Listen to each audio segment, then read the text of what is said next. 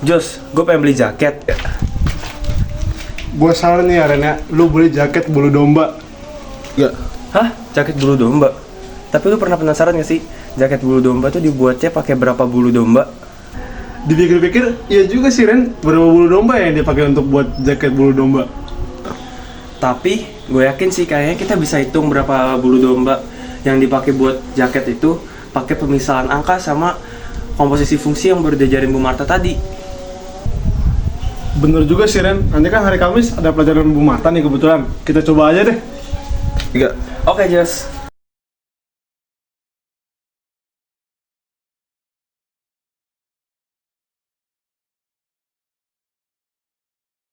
Nah, di soal pertama ini kita akan menuliskan terlebih dahulu yang kita ketahui di soal ini, yaitu adalah fungsi F dan juga fungsi G. Nah, setelah kita menuliskan yang kita ketahui di sini, sekarang kita akan mengerjakan.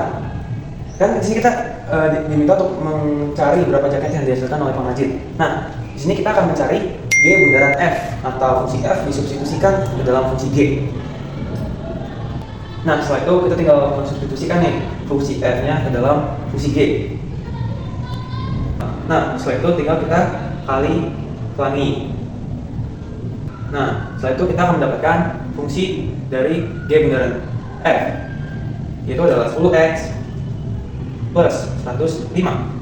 Nah, setelah itu kan kita diminta untuk menentukan berapa jaket yang akan dihasilkan oleh pengrajin jika bulu domba yang tersedianya itu adalah 5 kilo. Nah, jadi kita tinggal substitusikan saja nih 5 kilo ini ke X ini. Nah, jadi nanti setelah disubstitusikan berarti jadinya 50 ditambah 105 sama dengan 155.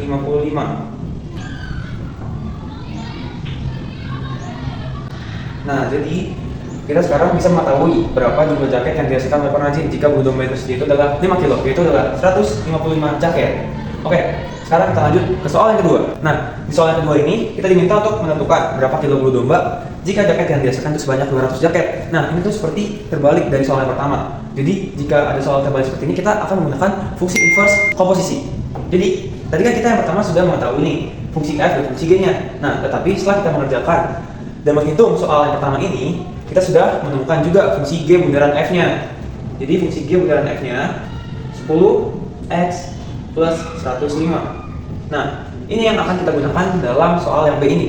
Langkah pertama saat kita menghitung inverse itu adalah mengubah variabel G bundaran F X itu menjadi variabel Y.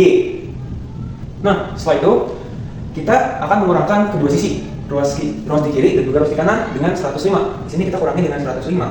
Jadinya habis. Nah, di sini kita kurangi juga dengan 105. Nah, jadinya sekarang fungsi kita itu adalah 10x sama dengan Y min 105. Nah, setelah itu kita membagi kedua ruas itu dengan 10. Jadi di ruas kiri kita bagi 10, di ruas kanan kita bagi 10. Jadi ini habis. Jadi sisa X sama dengan Y min 105 per 10. Nah, ini. Jadi bilangan ini yang akan kita gunakan untuk menghitung soal yang kedua ini. Jadi kan yang kedua ini kan kita diminta untuk mencari berapa jumlah kilo bulu domba yang dibutuhkan untuk 200 jaket. Nah, jadi 200 jaket ini, 200-nya kita substitusikan nih ke Y. Nah, jadi X sama dengan X ini kali bulu domba. Nah, berarti Y-nya kan 200. 200 dikurang 105 per 10. Jadinya 95 per 10. Jadi jawaban kita adalah 9,5. Berarti kilo bulu domba yang dibutuhkan untuk membuat 200 jaket itu adalah X sama dengan 9,5 kilo. Nah, jadi bulu domba yang dibutuhkan itu adalah 9,5 kilo. Nah, segitu saja penjelasan saya tentang soal ini dan juga poin A dan juga poin B-nya. Terima kasih untuk Bu Marta yang telah menyaksikan video penjelasan saya. Terima kasih Bu Marta.